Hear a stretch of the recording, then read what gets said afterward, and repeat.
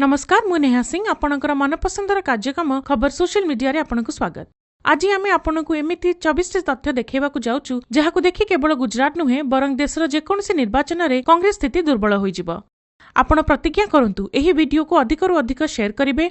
आपण प्रथमे शेयर करंतु ओ आगु को बढ़ंतु काहेकिना दुर्नीति और सांप्रदायिकता विस्तार करुथबा दलकु देशर बाहर करिवार रास्ता देखैबा निहाती आवश्यक ओ देशकु कांग्रेस मुक्त भारत बनेबा जरूरी।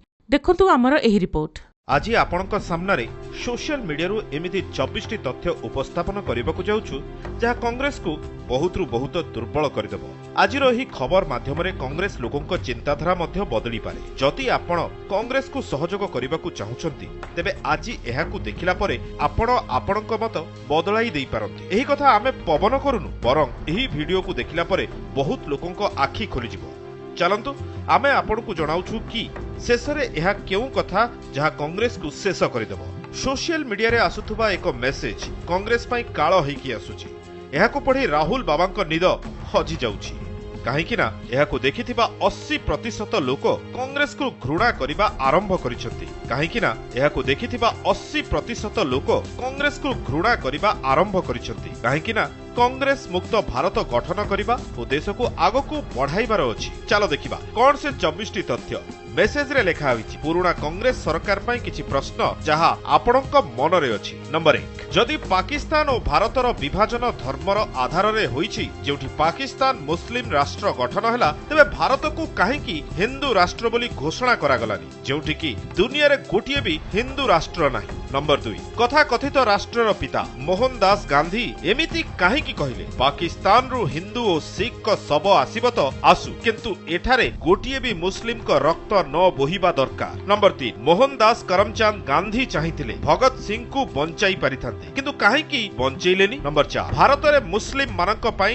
अलगा अलगा नियम काहेकि। नंबर 5, एमिति काहेकि भारतठू अलगा होई जेते भी देश गठन होईछि सब इस्लामिक देश काहेकि। नंबर 6, केरल रे कौनसी रिक्शा चालक वाहन चालक निज जान रे हिंदू भगवान श्रीकृष्ण जय हनुमान काहेकि लिखि परिबेनी। नंबर 7, भारत रे मुसलमान पाखापाखी 18% अछंती तथापि अल्प संख्यक केमिति हेले किंतु नियम कहूछि कि 10% भितरे थिबा संख्या ही अल्प संख्यक होइथाय। नंबर 8, काश्मीर रे हिंदू मानकु काहेकि विताड़ित करागला जहाकि हिंदू मानक राज्य थिला। नंबर 9, एमिति कोन पाई मुसलमान जेउठी 30 रु 40% होई जाउछंती सेमाने निज पाई एक अलगा इस्लामिक राष्ट्र तैयारी करिबा पाई दाबी करूछंती विरोध करूछंती अन्य समुदाय को पछरे पड़न काहेकि। नंबर 10, हिंदुत्व को सांप्रदायिकता कोन पाई साब्यस्त करा जाउछि जेतेबेले इस्लामिक आतंकवाद को धर्म सह न जोड़ी हेबार आवेदन करा जाउछि। नंबर 11, आम देश दुनियार एकमात्र देश जे मुस्लिम को हज सब्सिडी देउछि। 60 वर्ष रे सरकार एथिपाई 10,000 कोटी टंका खर्च कले कोन पाई। नंबर 12, भारत रे मुसलमान को मदरसा को अनुदान हिंदू मंदिर रु जाउछि कोन पाई। 13, काश्मीर रे गीता उपदेश देबा उपरे संविधानिक प्रतिबंधक कोन पाई। नंबर 14, जामा मस्जिद रो इमाम सैयद बुखारी थरे कहिथिले कि से ओसामा बिन लाडेन को समर्थन करूछंती ओ आईएसआई रे एजे मध्य अटंती तथापि भारत सरकार तांकु सही समय रे गिरफ कोन पाई करि नथिला। नंबर 15, पाकिस्तान रे 1947 मसीहा रे 22.45% हिंदू थिले किंतु वर्तमान 1.12% अछंती आउ समस्ते कुआडे गले। नंबर 16, जेबे मोगल द्वारा ध्वंस होइथिबा सोमनाथ मंदिर रो पुनरुद्धार कथा उठिला तेबे गांधी एमिति काहेकि कहिले कि यह सरकारी टंकार दुरुपयोग हेबो किंतु जामा मस्जिद रो पुनर्निर्माण पाई सरकारक ऊपर चाप पकाइले ओ अनशन रे बसिले कोन पाई। नंबर 17, 1947 मसीहा रे भारत रे 7.88% मुसलमान थिले आज 18.80% अछन।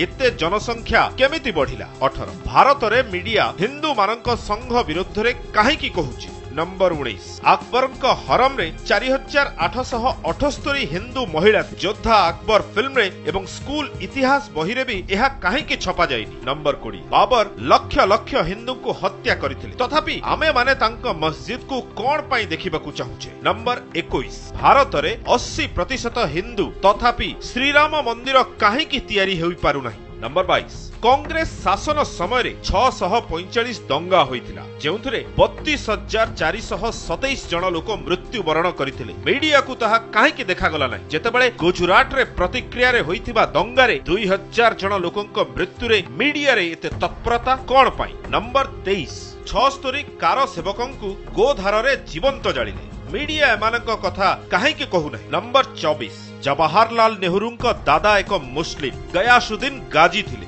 आमकु इतिहास रे भूल काहेकि कुहा गला आगरे लेखा अछि एहाकु एते मात्रा रे शेयर कर जे सबु भारतीय एहा भाबिबाकु बाध्य हेबो जे आगामी पीढ़ींकु आमे कोन देइकि जिबा हिंदू देशर सबु नागरिकंक कोन दायित्व रहिछि।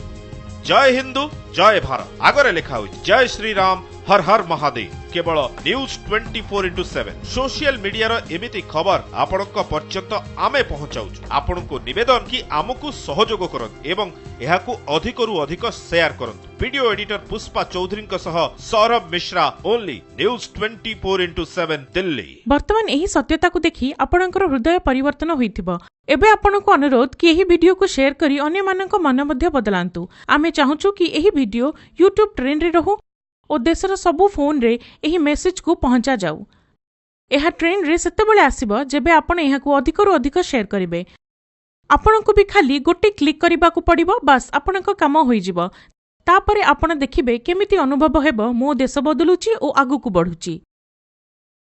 सोशल मीडिया रो एमिति ताजा खबर देखिबा पई आपण रहंतु आम सह ओनली न्यूज 24/7 सत्यर सामना।